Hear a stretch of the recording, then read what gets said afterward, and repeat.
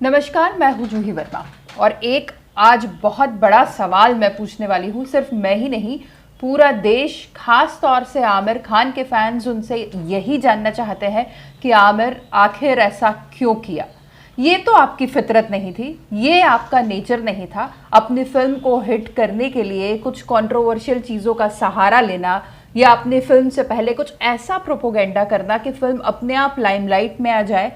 हर कोई यही जानना चाहता है कि आमिर की जो तस्वीरें पिछले 2 दिनों से सोशल मीडिया पर वायरल हो रही हैं, क्या उसके पीछे सिर्फ यही सोच है? क्या आमिर खान अपनी फिल्म को हिट कराने के लिए, जो उनकी अपकमिंग मूवी है, उसके लिए उन्होंने ऐसा किया जो पूरा देश उनसे एक्सपेक्ट नहीं कर सकता था? जिस स्टार को पूरे देश ने मिस्टर परफेक्शनिस्ट के नाम से अपनी सर आंखों पर बिठाया, उनकी एक एक फिल्म को करोड़ों, 100 करोड़ के क्लब से ज़्यादा बड़ी ओपनिंग दी, क्या वो सितारा आज उनके साथ इस तरह भी कर सकता है जो आमिर खान ने किया? हालांकि इस पे विचारधाराएं बटी हुई है, लेकिन कांग्रेस ने खुलकर नहीं कहा।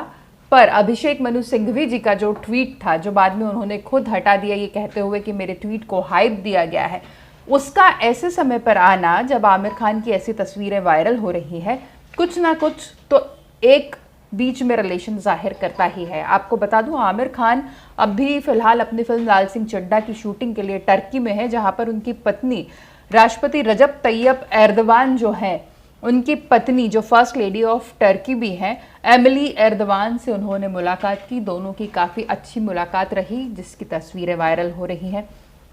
आमिर खान के लुक से साफ पता चलता है कि वो काफ़ी प्लीजेंट मूड में है वहाँ पर और काफ़ी कंफर्टेबल भी है।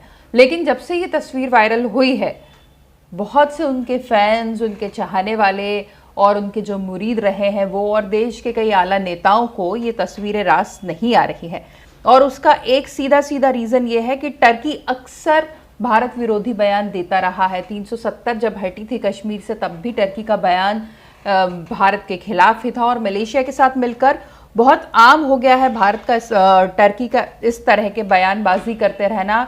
हर पखवाड़े में एक बयान कुछ ना कुछ उस तरफ से आ रहा है, जिसके बाद लोगों में नाराज़गी है, लोगों में इस बात को लेकर गुस्सा है। इसके ऊपर जाहिर तौर पर बीजेपी की नाराज़गी तो जाहिर होनी ही थी। और जो अब एक ये चल चुका है कि हिंदूवादी, राष्ट्रवादी जो लोग हैं, उन लोगों ने भी अपनी नाराज़गी व्यक्त की। आमिर खान के कुछ डाई हार्ट फैंस जो रहे होंगे, उन्होंने भी नाराज़गी जाहिर की। अभिषेक मनु सिंघवी ने ऐसे मौके पर एक ट्वीट किया, जिसे बाद में उन्हें हटाना पड़ा। और उन्होंने ये ट्वीट किया उसमें अपनी सफाई देते हुए कि अब मैं क्या करूं कि अगर प्रेस को चीज़ें सनसनीखेज करने का शौक है, मैंने आमिर खान को लेकर ट्वीट कब किया कोई दिखा दे, और मैंने सफाई कब दी कोई ये भी दिखा दे। मैंने तो ये स्पष्टीकरण दिया है कि मेरा मानना है कि टर्की भारत के हितों के विरुद्ध एक्ट कर रहा है। आमिर खान का मुद्दा तो तब होता जब मैं उन्हें टैग करता या नाम लेता।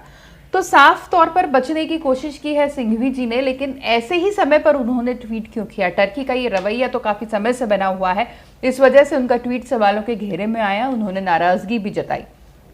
इसके अलावा वीएचपी प्रवक्ता विनोद बंसल ने भी एक ट्वीट किया है, और जिसमें उन्होंने लिखा है, आजकल कुछ व्यक्तियों और अभिनेताओं का भारत विरोधियों से प्यार ज़्यादा ही बढ़ने लगा है। टर्की की प्रथम महिला से मिलकर एक भारतीय अभिनेता का फूला नहीं समाना बहुत कुछ संकेत देता है। एक जफरुल है जो अल्पसंख्यक आयोग के अध्यक्ष रहते हुए कट्टरपंथी मुस्लिम देशों की ओर से भारत को धमकाते हैं, तो एक AIMPLB है जो टर्की का ही हवाला देती है। अभी यह अभिनेता है जिन्हें फिल्म प्रमोशन के लिए भारत विरोधी टर्की की प्रथम महिला ही मिली। इसके आगे उन्होंने और भी लिखा है, काफी लंबा ट्वीट है।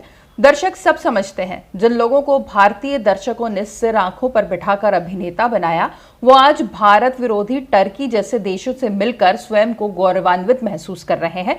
तो देश के दर्शकों का आहत होना तो स्वाभाविक ही है, सोचना तो पड़ेगा ही। बात इतने पर ही खत्म नहीं हुई।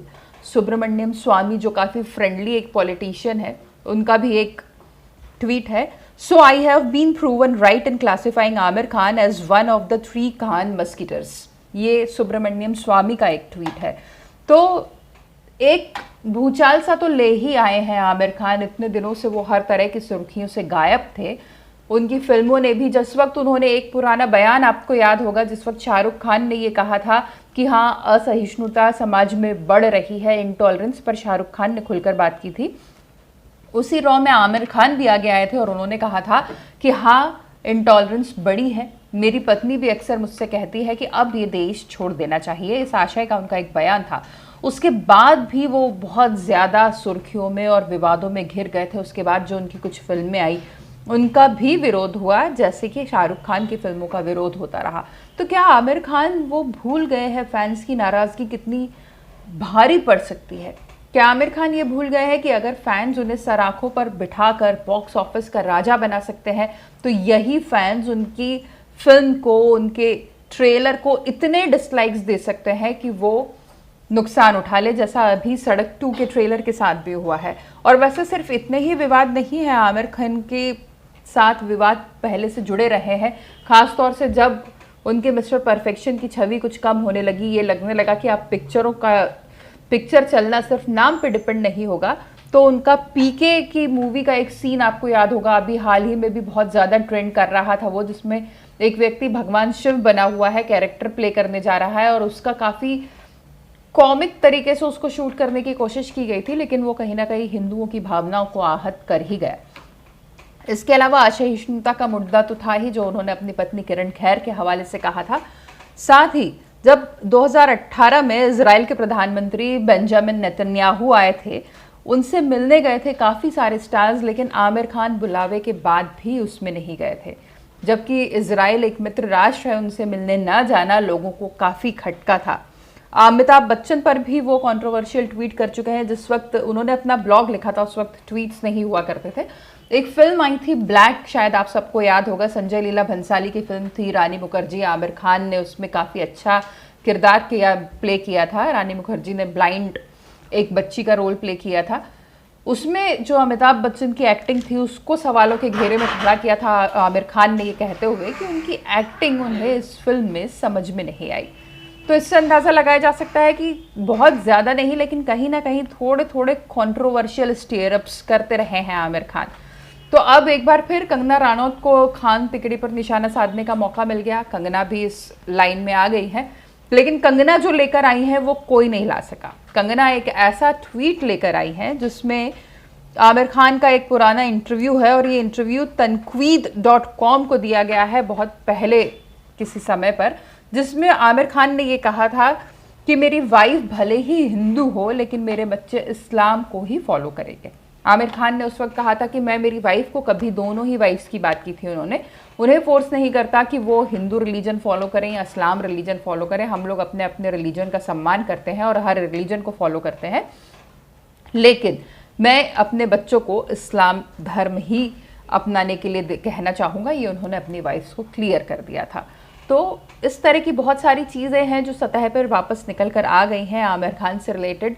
अब इसका उन्हें कितना फ़ायदा होता है, कितना नुकसान होता है, क्योंकि अभी तक जो ट्रेंड्स हैं, इंटॉलरेंस की बात उठाकर ना शाहरुख को फ़ायदा हुआ ना आमिर को फ़ायदा हुआ था। अभी आलिया भट्ट की फिल्म को भी, सड़क को भी काफ़ी ज़्यादा डिसलाइक्स झेलना पड़े हैं। तो अब इस कदम से आमिर खान क्या क्या झेलते हैं ये देखना ज़रूरी होगा। नमस्कार।